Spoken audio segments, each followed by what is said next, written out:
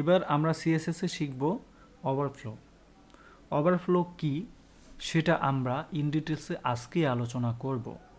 CSS এর ভিতরে overflow এত একটা গুরুত্বপূর্ণ বিষয়, সে বিষয়টা যদি আমরা স্কিপ করি তাহলে আমাদের জন্য খুবই কষ্টের এবং দুঃখের হবে। কারণ সিএসএস হচ্ছে আমাদের ওয়েবসাইট তৈরি করে ডিজাইন করার একটা কৌশল। এই কৌশলের অনেক কিছু আমাদেরকে কঠিন মনে হলো সহজ করে শিখতে হবে। আজকে আমাদের কাছে হয়তো বা সিএসএসগুলোকে অনেক কঠিন মনে হচ্ছে, কিন্তু সিএসএসের কিছু ফ্রেমওয়ার্ক আছে, সেটা আমরা ডে বাই ডে শিখবো, এখন না। আমরা আপাতত সিএসএসটা শেষ করি। তো সিএসএসের ভিতরে ওভারফ্লোটা যদি আমরা কি সেটা একটু খেয়াল করি, তাহলে আমাদের এসটিএমএলে আসলাম। এসটিএমএলে আসার পরে আমরা অ্যাকচুয়ালি লিখব পি ট্যাগ। হ্যাঁ, আমরা অ্যাকচুয়ালি একটা পি ট্যাগ নিব। পি ট্যাগ নেওয়ার পর অথবা একটা ডিভ নিব। ডিভ নেওয়ার পরে এখানে একটা পি ট্যাগ নিব। পি ট্যাগের ভিতরে লরেম লিখছি। ওকে, লরেম শব্দটা লিখলাম, ঠিক আছে। এখন আমরা কি করব, এই যে ডিভটা নিলাম, রাইট, এই ডিভের একটা মাপযোগ বা ডিভের হাইট, উইথ, ব্যাকগ্রাউন্ড কালার এগুলো করে দিব। একটু খেয়াল করি, সেম আমরা এটার মতোই করব। হ্যাঁ, এটার মতোই করব। তাহলে কীরকম করি, আমরা প্রথমে সিএসএস এসে ডিভটাকে কল করব। কল করার পর সেকেন্ড ব্রেকেট দিয়ে আমরা এটা ব্যাকগ্রাউন্ড কালারটা করে দিব কোরাল দিলাম। দেখো কোরাল হয়ে গেল এটা ব্যাকগ্রাউন্ড কালার। কিন্তু ব্যাকগ্রাউন্ড কালার তো কোরাল হইল না, কারণ হচ্ছে আমরা যখন সিএসএস করছি আমরা কাকে কল করেছি, ডিভকে। ডিভের ভিতরে তো আরও একটা ট্যাগ আছে, সেই ট্যাগটার নাম কি, পি ট্যাগ। এখন আমরা ডিভের ভিতরে পি যে আছে এটাকে যদি কমা দিয়ে পি দেই, তাহলে দেখো কি হইল, পি ট্যাগটাকে সে কল করলো। অ্যাকচুয়ালি তাহলে ডিভকে সে কল করলো না, কল করলো কাকে, পি ট্যাগকে। ওকে, আচ্ছা, আমরা তাহলে পি ট্যাগকে কল করলাম, রাইট। ওকে, এইটা গেল ব্যাকগ্রাউন্ডের কালার। ওকে, এবং হাইট উইডটা দিই। উইডটা দিলাম, ধরো উইডটা দিলাম আমরা এটাকে 300 পিক্সেল দিলাম এরকম। এবং হাইট দিলাম আমরা, হাইট দিলাম ধরো 200 পিক্সেল। ওকে, আচ্ছা, 200 পিক্সেল হাইট দিলাম। তাহলে 200 পিক্সেল হাইট দিলে হয়েছে কি, আমরা যে ওভারফ্লো শিখতেছি সেটা কিন্তু হচ্ছে না। ওকে, আচ্ছা, তাহলে কি দাঁড়ায়, ওভারফ্লো ভিজিবল দিব আমরা। কীরকম, আমরা এখানে আরও কিছু লরেম নিলাম। লরেম তো হইল না,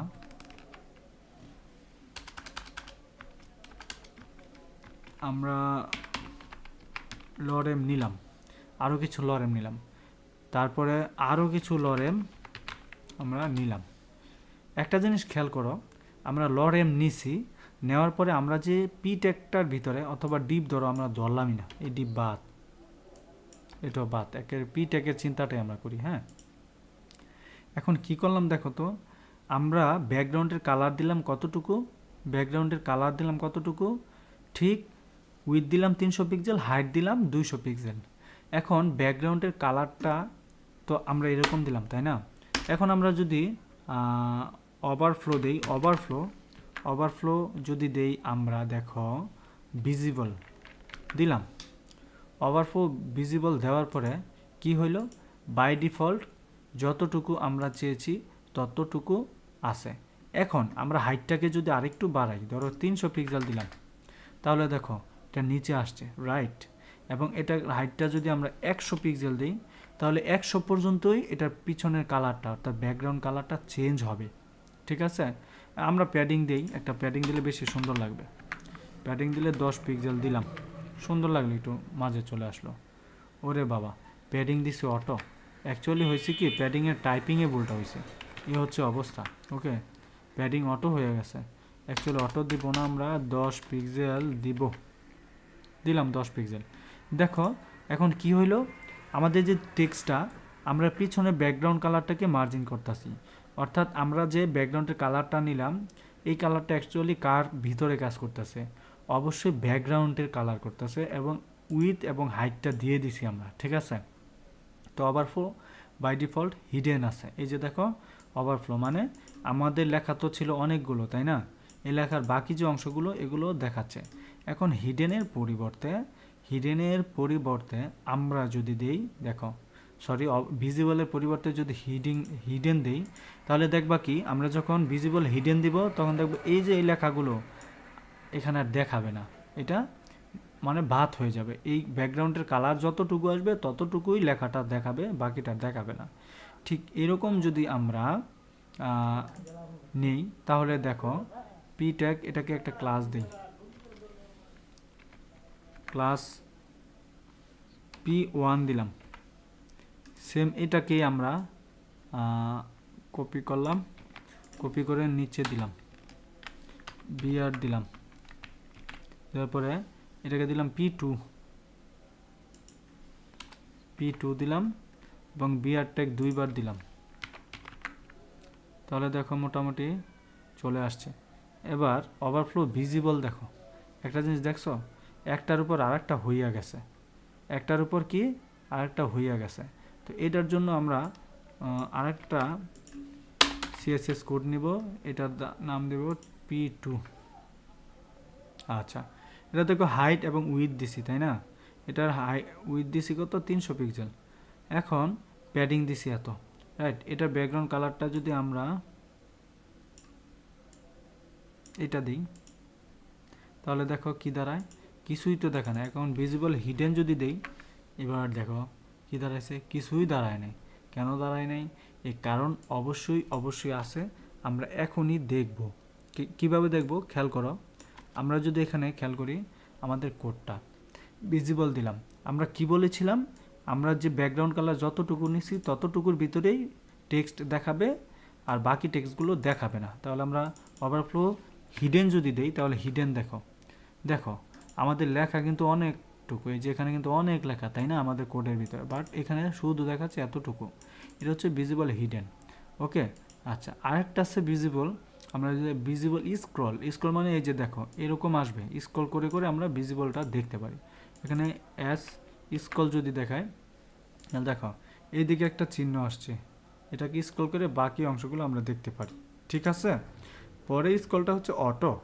এখানে যদি অটো দেই, তাহলে অটো দিলে দেখো কি হয়, অটো দিলে নিচের যেই একটা লেখা ছিল ওইটা আর আসলো না।